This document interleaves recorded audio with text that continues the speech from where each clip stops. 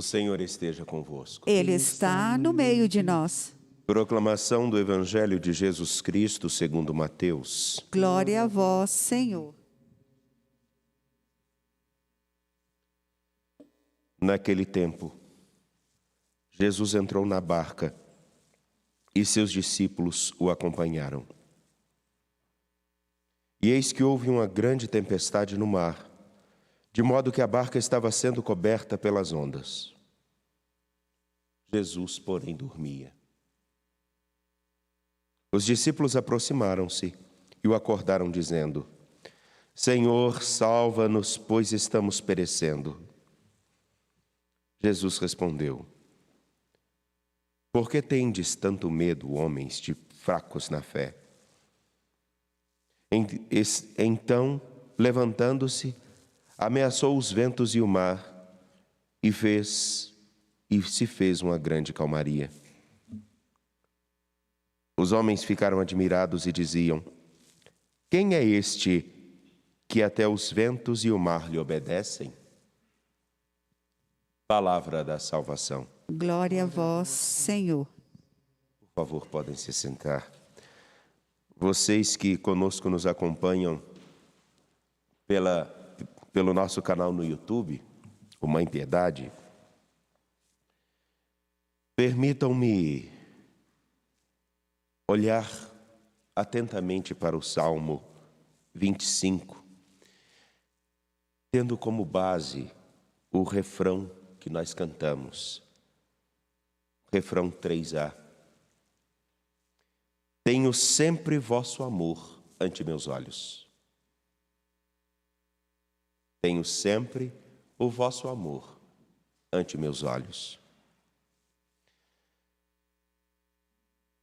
O salmo cantado como uma resposta de todos nós à primeira leitura tirada do livro do Gênesis, capítulo 19, que narra a saga onde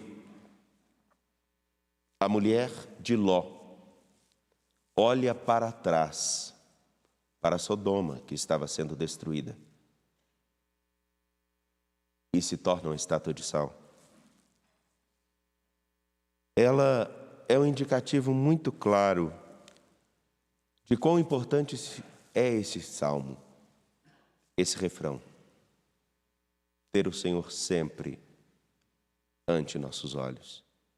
Ter o seu amor sempre ante os nossos olhos. Porque desviar o olhar da expressão máxima de amor que o Senhor tem para cada um de nós é correr um grave risco. A esposa de Ló volta-se para trás enquanto Sodoma é destruída, como que um gesto de quem sente tanto em deixar um lugar que, apesar de parecer tão aprazível, tão bom,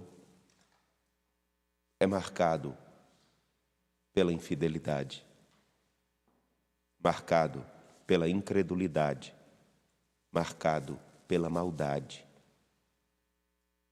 Ainda que nos traga muitas facilidades, é aquele lugar no qual nunca devemos entrar e nunca devemos permanecer.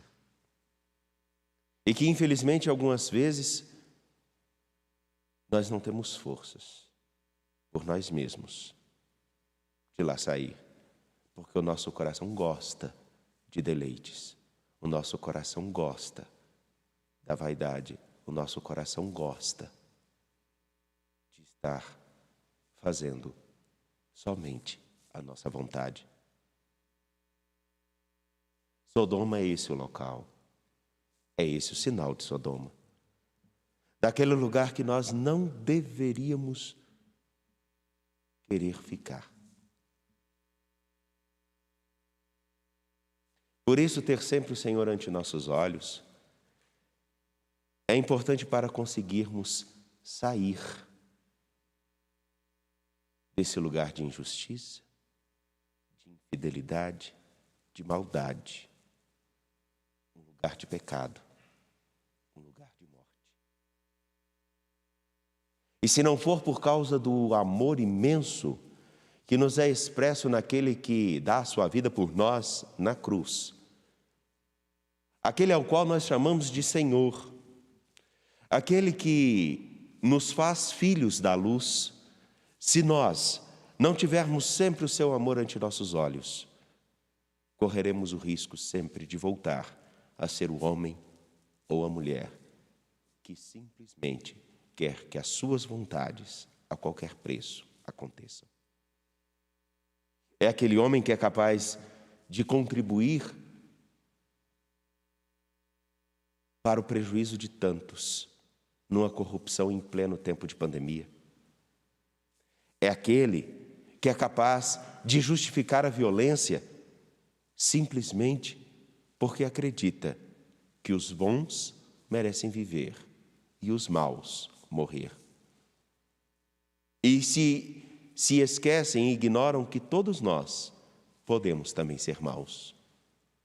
E o grau de maldade vinculado à condenação à morte pode pegar várias nuances, dependendo justamente da raiva ou da revolta que carregarmos dentro de nós, que se transforma em sofrimento para outros. É ignorar que todos nós, se não tivermos o Senhor ante nossos olhos, veremos nas tribulações do nosso tempo, nas dificuldades que se apresentam a nós, veremos um motivo para sempre nos desesperar. E o desespero, como a própria palavra já significa por causa do sufixo des, significa falta de esperança. O desespero pode nos fazer não só desviar o olhar daquele a quem nós temos sempre que ter ante os nossos olhos, como também nos levar a voltar para um homem e para uma mulher, para um ser humano que não queremos ver à nossa frente, aquele que nós não queremos ter em nós. Por isso que a narrativa do Evangelho é tão singular. A narrativa do Evangelho que apresenta uma cena conhecida de Jesus na barca com seus discípulos, porém ele dormindo. Os discípulos se desesperam e dizem: o Senhor não se importa porque estamos perecendo? E o Senhor simplesmente lhes recorda: por que vocês têm tanto medo, homens de pouca fé? Por que vocês têm tanto medo? Não basta saberem que eu estou com vocês? Não basta saber que, na verdade, o que conta, na verdade, é a minha presença?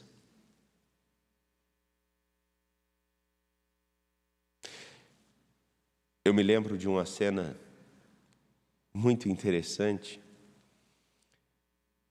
Nos interiores, quando eu ainda era pequeno, morei 1 ano no interior, e minha avó tinha um grande número de galinhas. E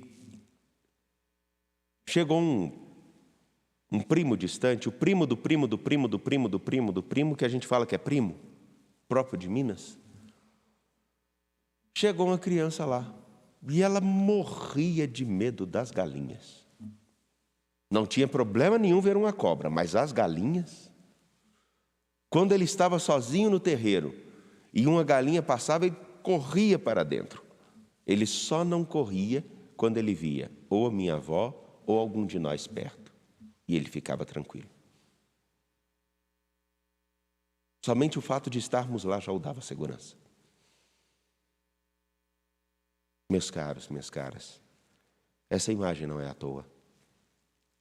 Essa imagem para dizer como aquele menino se sentia seguro simplesmente pela presença de um de nós que éramos um pouco mais velhos. Mesmo que nós não fizéssemos nada, o perigo poderia até passar perto dele, que ele não se sentia inseguro, porque ele via alguém que poderia garantir a sua segurança. Do seu lado, o próximo dele. É a mesma imagem do que acho que devemos ter.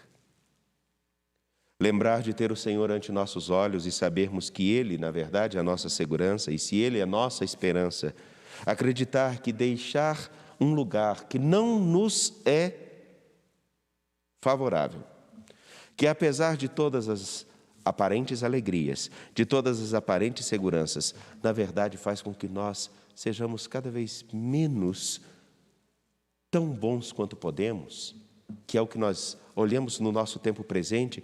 Pessoas que são boas, que começam a entrar, acho que os jovens falam vibe.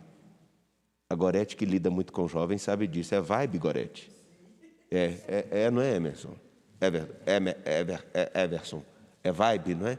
Entram numa vibe, entram numa sequência de ações que levam-os a se comportar como aquilo que nenhum de nós quer ver em alguém que nos trata.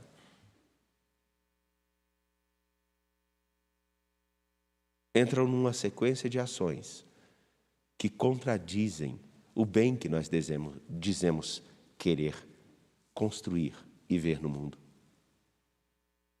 Essa experiência do que hoje narro é justamente essa, a importância de ter o Senhor ante nossos olhos para que possamos sair de um lugar de aparente acomodação, de aparente satisfação, de aparente alegria, e irmos para um lugar onde realmente nós tenhamos a estatura de homem e de mulher, discípulo de Jesus Cristo, que merecemos. E se tivermos o Senhor ante nossos olhos, saber que nessa caminhada e nessa travessia é preciso termos dentro de nossos corações a certeza, Ele está conosco. E ainda que pareça que o tempo e a maldade desejam nos engolir, manter o nosso coração firme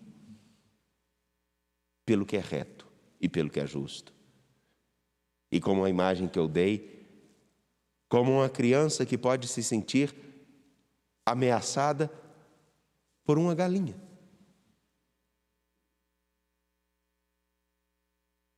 Olharmos e percebermos, a minha segurança está naquele que cuida de mim. Pensemos um pouco nisso. Se temos o Senhor ante nossos olhos, se a nossa esperança está voltada para Ele, para que nós possamos deixar o lugar ou a realidade que não condiz com a dignidade de filhos de Deus a que fomos chamados, e não passarmos pela mesma experiência que é narrada no livro do Gênesis, de alguém que olha com saudade para uma realidade de morte e de tristeza, para uma realidade de pecado, para uma realidade que não condiz com a dignidade e a vida que nós podemos ter, sentir saudade e simplesmente ficar petrificado porque não consegue dar passos. Demos passos, foquemos o nosso olhar no Senhor e com Ele caminhemos. Confiantes, apresentemos nossas preces.